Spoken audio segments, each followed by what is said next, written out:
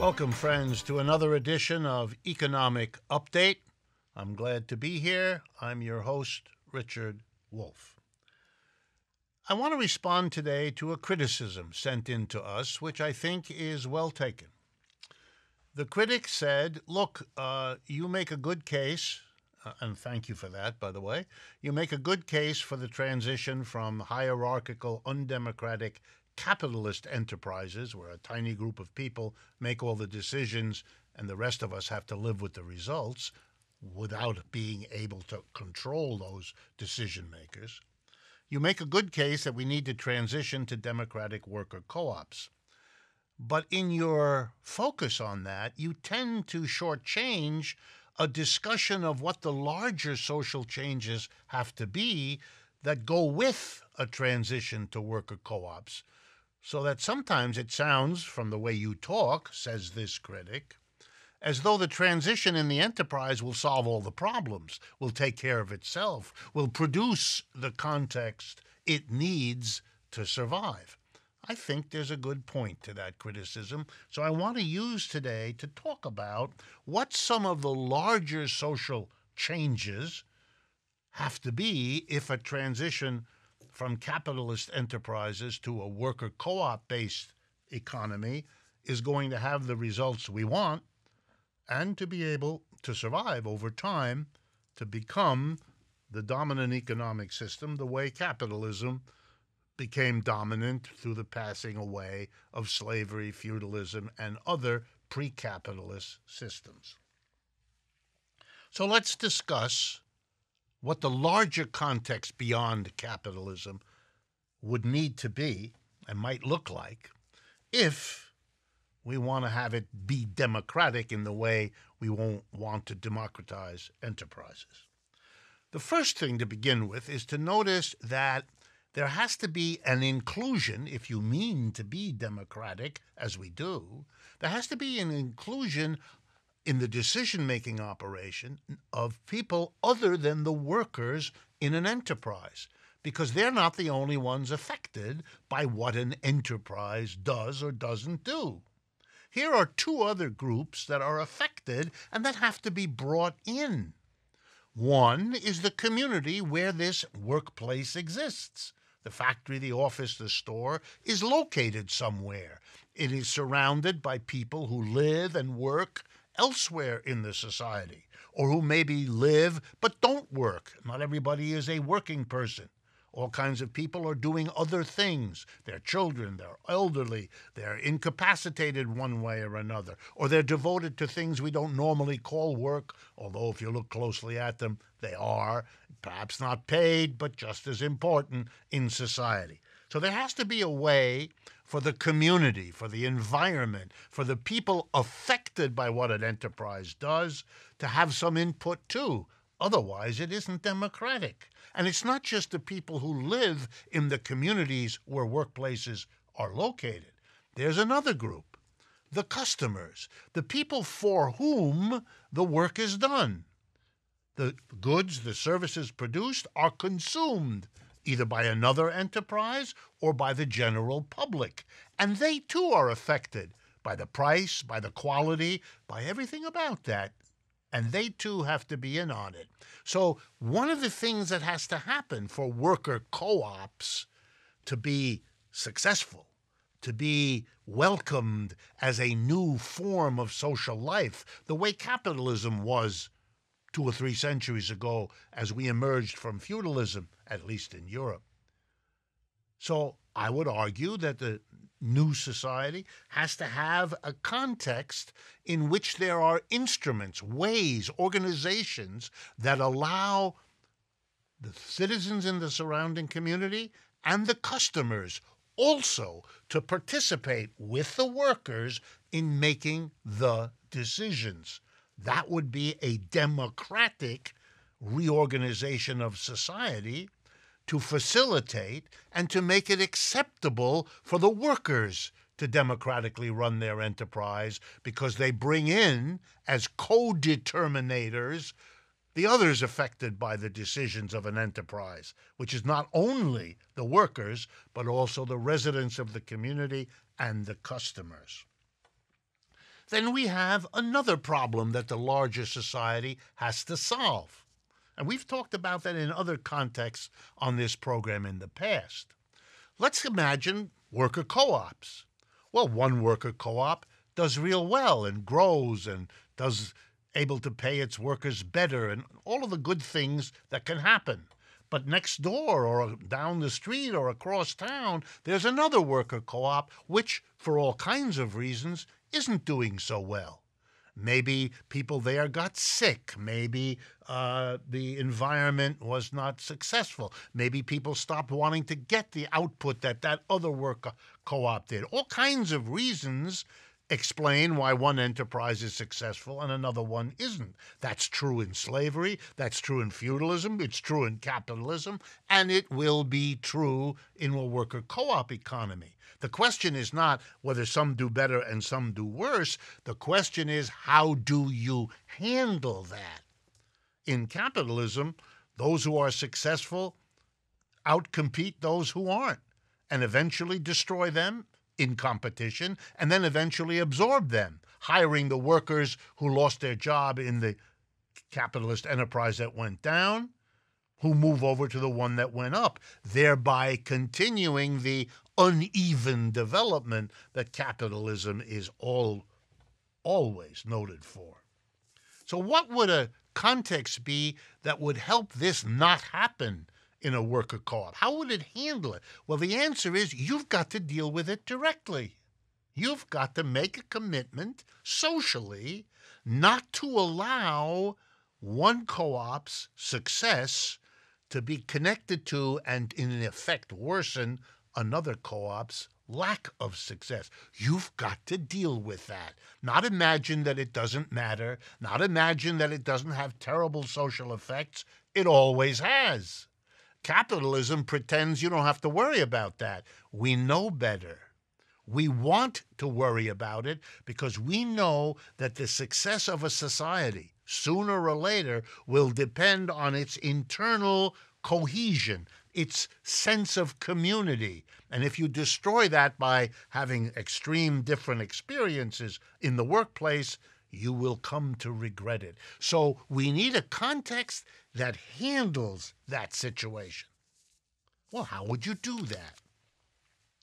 This is an old idea of people who have been critical of capitalism, because capitalism not only makes some people rich and large numbers of people poor, as we well know, but it allows the rich to use their wealth to get richer still, and thereby forces the poor to suffer the consequences of the rising inequality, which we certainly know much about here in the United States, since the last half century has been a historical horror show of rising inequality. So what are we going to do?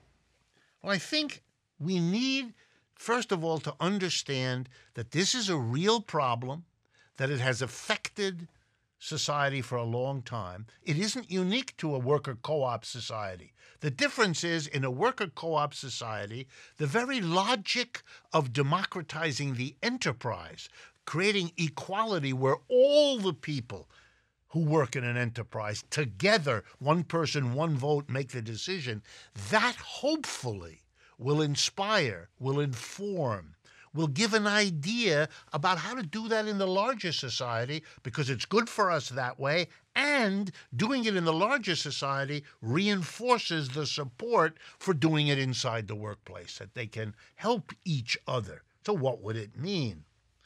It would mean to learn a lesson.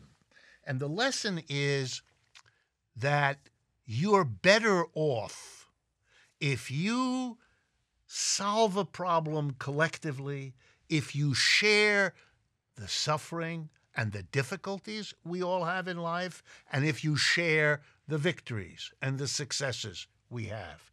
We will become a stronger family, a stronger neighborhood, a stronger town, a stronger country, if we learn how to do that, to help one another. You might even call it a kind of loving one another if you use the term broadly enough. And so there ought to be a context for worker co-ops. And I shouldn't say there ought to be. I don't think worker co-ops can survive without what I'm about to say. There has to be a larger social context that reinforces the whole logic of democratic, egalitarian workplaces and enterprises. And the first step in that is to understand a role for, let's call it the government or the state or whatever you want to call it, something we agree to establish in our community to help our community deal with the reality that we have to figure out how to cope with unequal growth rates, unequal experiences in the workplace. One way to do that, very, very important, and perhaps in the larger scheme of things, the most important, at least at our phase of history. We have to finally understand that there has to be a separation between a job and an income on the one hand and the decisions at a workplace on the other. We now have a situation in which human beings are in terror all the time of losing their job, of losing their income, and they are asked to make decisions about what happens at the workplace, not in terms of what's good for the community as a whole, not in terms of the society as a whole, of which they are a part, of which they are a product, but instead, out of terror, to hold on to the job, to hold on to the income, or maybe to get a better job, or maybe to get a better income. Suppose we handle that as follows. We want everyone to decide what's best in their workplace in terms of the society's well-being. And the way we're going to do that is we're going to say a job is a human right. By virtue of having been born, you're going to have a job and an income. And if the particular job you have right now is not useful society-wise, we don't want it anymore, for whatever reason, we don't need that product, or we want to preserve nature, or whatever is our reasoning, if we decide a particular kind of work isn't needed to be done, that has no impact on your job and your income. We will find you another job, and we will maintain you with your income in the transition. And we'll work out ways of doing that. But you don't have to worry when you make a decision about a workplace based on your membership in the larger community that it's going to risk your job and your income. That is not necessary anymore. We have more than enough wealth and income to do that for everybody, and it would take our society an enormous step forward. And I'm talking not only about what's good for our society, but what's good for the mental health of every single person who spends so much of their mental energy, their anxiety, their worry on the job. Can I keep it? The income, can I count on it? And all that flows from that. Well, we've come to the end of the first half of this discussion of the larger context we need for worker co-ops to survive and grow. And so I want to make a couple of announcements before we make the break. We recently published our second book called Understanding Socialism, and you can get a copy of it by going to our websites. You can get a copy by going to lulu.com, and we urge you to do it. It's the second book. We earlier published Understanding Marxism.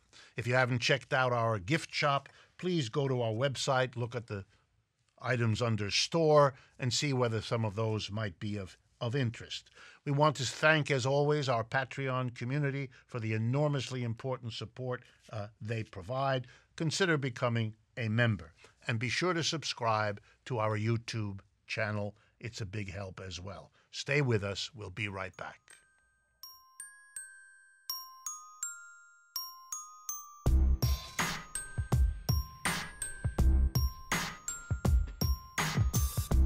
Welcome back, friends, to the second half of today's economic update.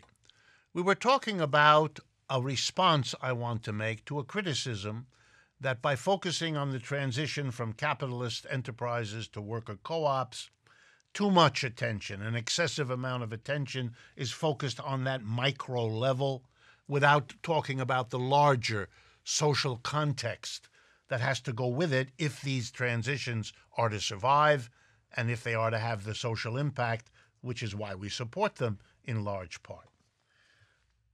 I want to make the point now that we need a government. We need a government to help us locally, regionally, nationally, create that context. I ended the first half by talking about one function for that government is to manage the guarantee of a job and income so that people are freer to make decisions about what's good for the environment, for our community, for their families, and so on at the workplace without that anxiety and fear of losing my job and losing my income, which of course has to be primary if it's not guaranteed.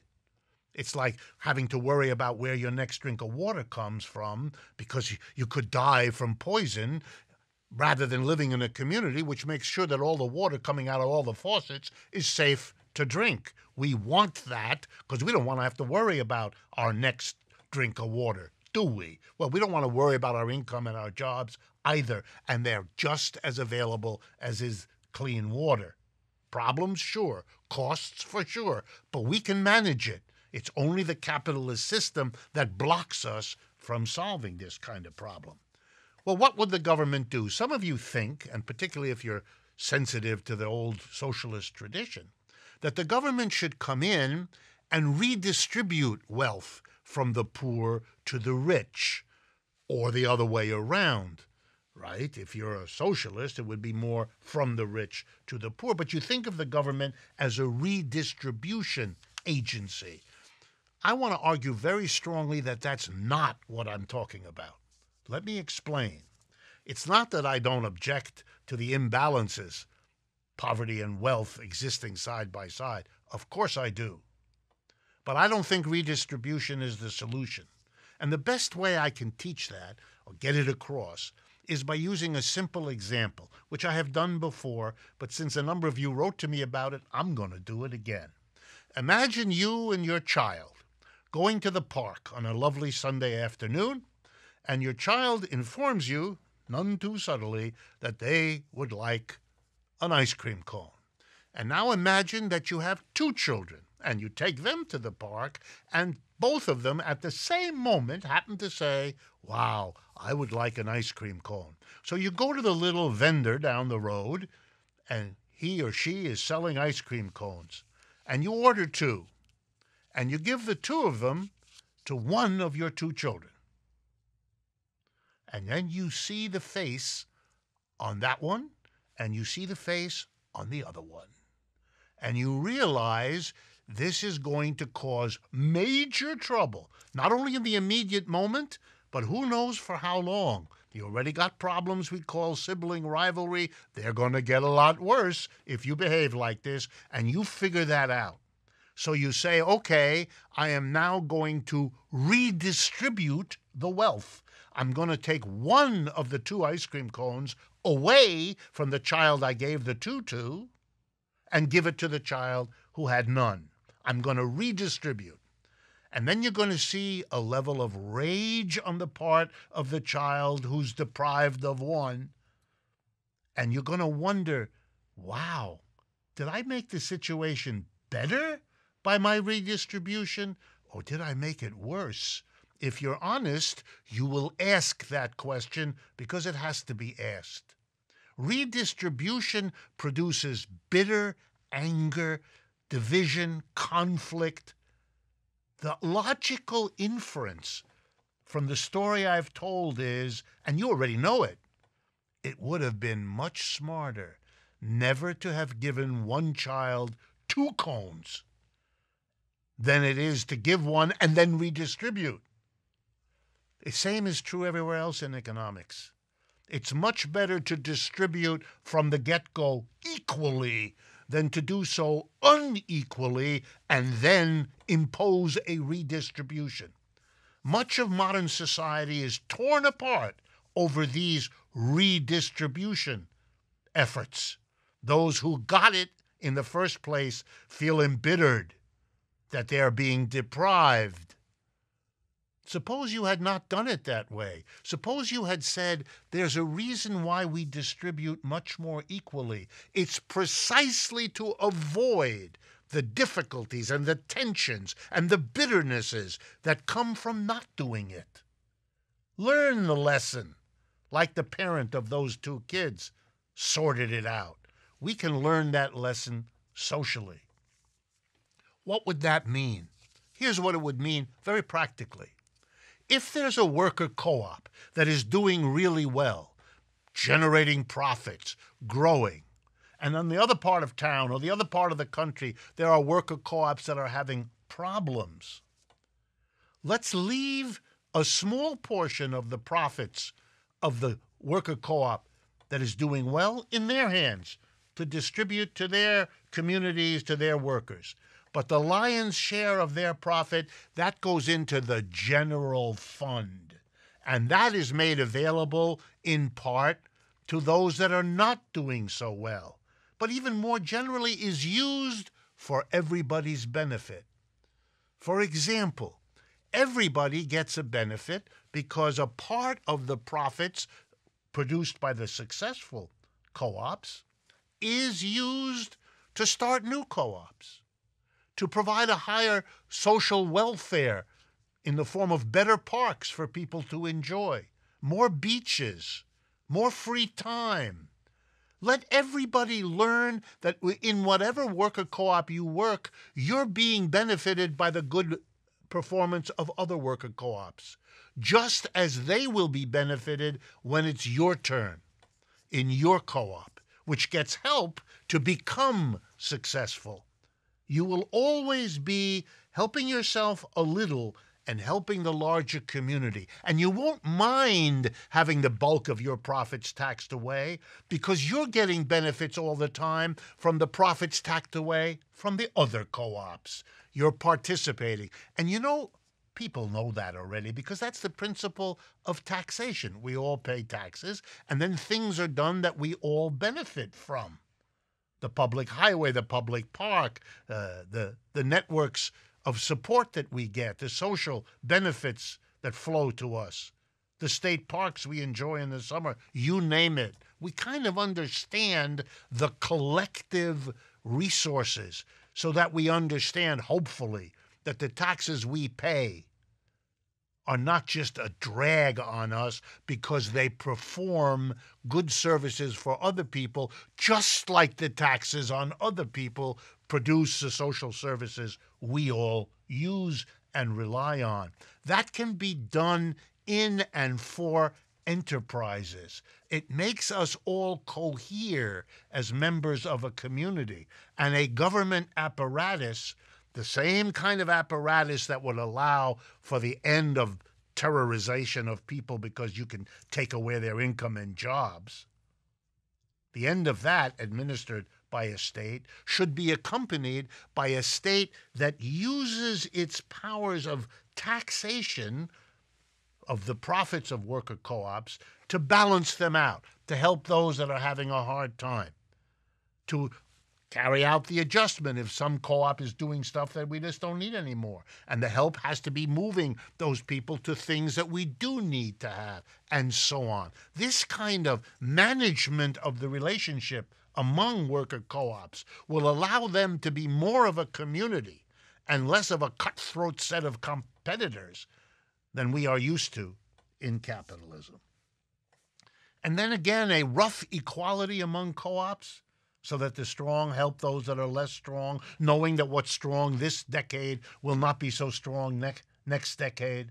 We once were an economy in which the car industry was number one. It isn't anymore. We were once an economy in which coal was the name of the game in mining. It isn't anymore. These things go up and down with technology, with tastes. The co-op that's in a good place one day will not be in a good place the next. We will help each other, and the state will do that. Performing that kind of collective, democratic, mutual support in the larger society will reinforce doing the same inside a workplace with the workers, the customers, and the community members around the workplace. In other words, yes, we need larger social institutions alongside the workplace institution. And the democratization of one facilitates the democratization of the other. It's the transition from a capitalist economy to a worker co-op economy that will help bring the social changes we need. They don't guarantee it. That's why we're talking about it. Those big social changes have to become themselves targets, objects, goals for what we're trying to achieve. Let me explain to the critic who wrote and who suggested this program.